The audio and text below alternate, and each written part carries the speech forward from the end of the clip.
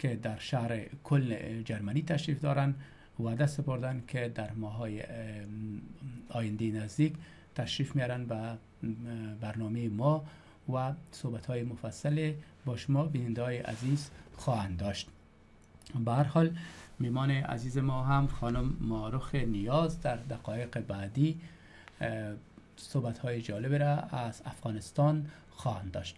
آقای شریفی اگر ویدیو آماده نیست من میتونم صحبت‌های خود با خانم نیاز شروع کنم. درست است؟ خوب. اصلا خانم مارخ نیاز. خب بیننده‌های عزیز، شما در کنار ما خانم مارخ نیاز میبینین که در معرفی خانم مارخ نیاز قدر مختصر میگم که خانم مارخ نیاز در سال 1335 در سرخرود ولایت ننگرهار به دنیا آمدند. خانم مارخ نیاز در سال 1356 از رشته ژورنالیسم پوهنځی ادبیات پوهنتون کابل در رشته ژورنالیسم فراغت گرفتند و بعداً در رادیو و تلویزیون افغانستان ابتدا برنامه زن و بعد در 8 برنامه مختلف فعالیت داشتند. در سال 1981 به ایالات متحده آمریکا رفتند. در سال 2002 در پراگ در رادیوی آزادی کار میکردن. 2 مجموعه شعری دارن به نام شهر نیستان ارغوانی و عروج. خانم نیاز بسیار خوش آمدین به پنجره اروپا، صفا آوردین. طاعت و عبادت شما قبول، گذر بخیر افطار کردین، نماز شام هم که خواندین. حالا کمک انرژی پیدا شده که با کمی صحبت هم کنیم. میتونین میکروفون در اختیار شماست. با بیننده‌های عزیز حتما جورپرسی و سلام علیکی دارین در ابتدا. از اولتر از همه سلام خدا به تمام بیننده‌های پروگرام پنجره اروپا تقدیم میکنم. امید است رمضان خوبی داشته باشن و صحبت شروع. بسیار خوب. خوب خانم مارخ نیاز، شروع میکنیم از ادبیات و شعر که شما در این عرصه نام خدا بسیار پیشگام هستین و از اثر بسیار زیبای شما عروج میخوایم از همین اثر شما شروع کنین و با انتخاب خودتان هم یک شعر بخوانین. بعد میریم روی مسائل افغانستان. بیننده‌های عزیز، خانم مارخ نیاز مدت 10 سال در داخل افغانستان اینا بودن و در خدمت شامل خدمت بودن که در اون مورد ما سوالایشان خواهیم داشت، ولی ابتدا میخوایم که از عروج آخرین اثر شما آغاز کنیم. یک شعر هم از اینجا به انتخاب خود بخوانید. خب چون وقت رمضان است و فضا ایجاد میکنه که آدم به مسائل عرفانی و دینی بپردازه، ما هم شعر که میخوانم به می ارتباط است. بفرمایید.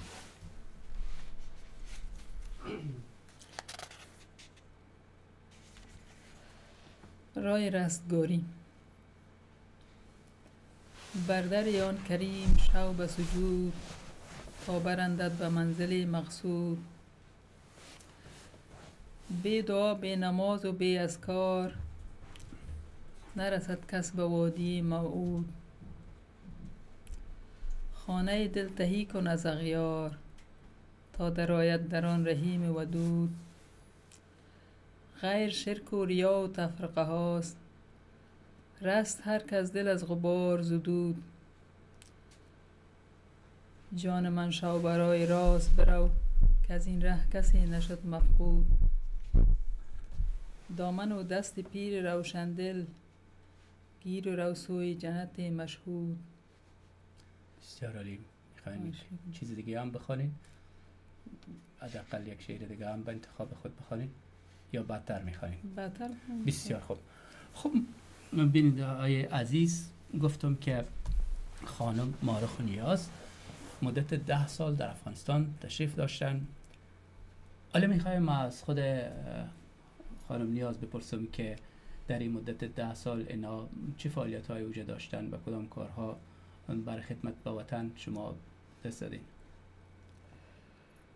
البته هدف از سفر ما به افغانستان آرزوی خدمت به وطن بود، مگر با تاسف که برآورده نشد، به خاطر که با هیچ گروه و دستهایی که فعال هستن و سر و کار دارن ارتباط نداشتم. از خاطر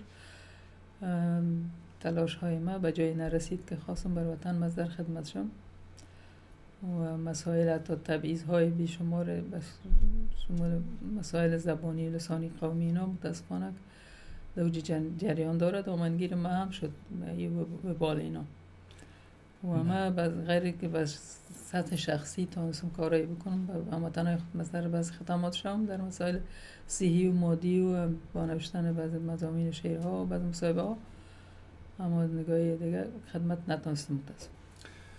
خانم نیاز، از شما میخوایم بپرسم در کل در مجموع این راز در کجا نهفته هست که در حقیقت در افغانستان از سطوح بالا تا پایین همه ناراضی هستند، همه یک دیگر انتقاد میکنن، همه انگشت انتقاد یکی به طرف دیگه میگیرن، حتی در رده های بلند دولتی هم یکی دیگر را انتقاد میکنه. هم امروز شما اگر صحبت های آقای مجتبی پتنگ شنیدن که اونا از شورای ملی رای اعتماد نگرفتن، چقدر سریع انتقاد کردن علاقات بالا را. از دیدگاه شما چرا همچو یک ارج و مرج روان است؟ چرا افغان ها ببخشین استعداد ازیر ندارن که در زیر یک چتر بیاین و با یک فکر و با یک عقیده کار کنن و وطن خود آباد کنن؟ شما چگونه، نظر شما چی هست؟ چرا همچو پراگندگی هست؟ به نظر من این پراگندگی ناشی از جنگ بسیار طولانی است و هم موفقیت دست‌هایی است که در این زمینه کار میکنن. بله. اونا نمیخوان که افغان‌ها یک جای شوند و کی نمیخوان که افغان‌ها یک جای شوند؟ گروه‌های مختلف از به صورت اون خارجی، البته نطفه ازی در خارج بسته شده و از همونجا رهبری میشه دیگه. ما ممالک هم میتونیم نام ببریم به شمول اما کسی کجا منفعت داره نمیخواد که در افغانستان جنگ ختم شه. بعد علاقات داخلی هم متاسفانه شکار این بدبختی شدن و اونا فکر میکنن که از این طریق میتونن تجارت یا دوام داشته باشن. بله. اونا این کارا رو میکنن اما به صورت اون خارجی هستن که دست های دی کار میکنن. مثلا شما فکر کنید افغانستان به مملکت کاملا استهلاکی تبدیل شده، یعنی هیچ تولیدی از خود نداره. اگر میوه است، اگر مسائل صنعتی است، اگر همه چیز از خارج میاد. پس شما فکر میکنید همسایه‌ای که همه موادشان در افغانستان به فروش میرسه اینا سالا را میخواین؟ هرگز نمیخوان. اما ممالک بزرگتر که به شما ممالک غربی است اینا هم در 10 سال نخواستن بیارن در افغانستان به خاطر که اونا منافعی دارن که از جزئیات شاید آگاهی نداشته باشم، مگر منافع اونا مادی و معنوی است که اردو رو به دست آوردن. بدبختانه اونا هم نمیخوان سال رو بیارن. اگر این طالب وقت اونا تانستن نظر ریاست جمهوری بیرون بکشن، چطور نمیتونن از کوه تشت و بیابان جمع کنن؟ که دیگه هم سوال است که طالب کی است، چطور پیدا شده، طالب واقعا افغان است؟ این مسائل سوالای بزرگی است که اگر شما موافق باشین ما همین صحبت امیدوار هستیم بیننده های عزیز ما هم در این صحبت اشتراک کنن. بیننده های عزیز اگر سوالات شما داشته باشین از خانم مارخ نیاز میتونین در رنگینی برنامه ما را کمک کنین. این خب واقعیت است که جر و بحث‌ها و میزهای گرد نام خدا در تلویزیون‌های افغانی فراوان است، ولی نظر یک خانم افغانه که اینا در ایالات متحده آمریکا سالهای متمادی زندگی داشتن، بعد به افغانستان رفتن، در اروپا بودن و خودشان یک ژورنالیست صاحب نظر هستن، هم شما میتونین سوالات بهتر و خوبتر از خانم مارخ نیاز داشته باشین. ما از آقای شریفی خواهش میکنم که در یکی از ویدیوهایی را که او اظهارات آقای خرم نشان میده که او هم از اتحاد ایالات متحده آمریکا و پاکستان بر علیه افغانستان سخن میگه، اگر شما موافق باشین این ویدیو هم میبینیم و بیننده ها را روی خط میاریم بیشتر نظریات متعدد در برنامه داشته باشیم. درست است کاملا. خب در واقعیت متاسفانه این وضعیت ادامه داره، اما در هر حال فعلا یک ویدیو را با هم میبینیم. آقای شریفی امکان باشه ویدیوی اول شما پلی کنین، ویدیوی وزارت آقای خرمه. ظاهرش آرام اما در داخل خبرهایی است که کاخنشینان را ناآرام کرده.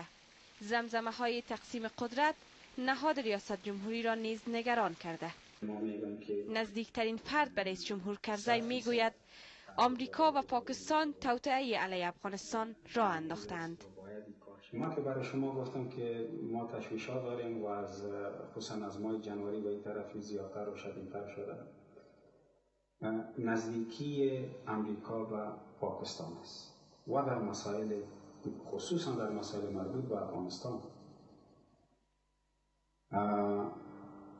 تمامی از اینا و مکتوبی که من برای شما ذکر کردم از این من 100% گفتن نمیتونم، اما خودتان استنباط کرده میتونید که از این کشورهای دخیل یکی حتما در عقب از این توطئه است. این صریح‌ترین سخنان دولت افغانستان علیه آمریکا. میگوید در 10 سال گذشته آمریکا در افغانستان ناکام بوده. آقای خرم درباره اختلاف سر موافقتنامه امنیتی امریکا و افغانستان هم گفت. قرارداد امنیتی هم با امریکا می داشته باشیم. ما باید اطمینان داشته باشیم که از جانب پاکستان بالای ما تجاوز صورت میگیره، حمله میشه و اینجا با کسی که ما قرارداد استراتژیک امضا کردیم، قرارداد امنیتی امضا کردیم، اینها از ما دفاع میکنن. این گام آمریکا و قطر در همکاری با پاکستان دولت مردان کابل را شوکه کرد، بعدش هم به شدت مشکوک. گشایش دفتر سیاسی طالبان به نام یک حکومت در قطر رئیس جمهور کرزی را نگران کرد که دیگر وقتش تمام است. وقتی که دفتر قطر باز شد و قبل از او اپوزیسیون نشست‌های متعدد را حلقات و گروه‌های سیاسی مختلف در کشورهای مختلف با طالبان داشتند، در حقیقت اونا به 3 مورد اساسی به تفاهم رسیدند. بحث اولیش تغییر در قانون اساسی افغانستان بود. بحث دومش تقسیم افغانستان به افغانستان شمالی و جنوبی و بحث سومش هم تقسیم در سیستم. افغانستان کشور 30 میلیونی از ایجادش در 266 سال پیش متحد و واحد بوده. اقوام مختلف با زبانها، فرهنگها و مذاهب مختلف در این جغرافیا زندگی میکنند. برخی از کارشناسان افغان از جمله آقای حاطف اما باور دارند که نزدیکی با ناتو در واقع مانع تجزیه کشور است. اما اگر صلاحیت تصمیم گیری سرنوشت سیاسی افغانستان به کشورهای مثل ایران و پاکستان واگذار شود، در اون صورت امکان دارد که بخیلی نه کاملا از امکان بعید است. ناتو در اینجا ماموریت 12 ساله داشته و هیچگاهی هم نمیخواد این ماموریت به ناکامی بیانجامد. افغانستان روزهای سرنوشت سازی را پیش رو دارد. بازیگران داخلی و خارجی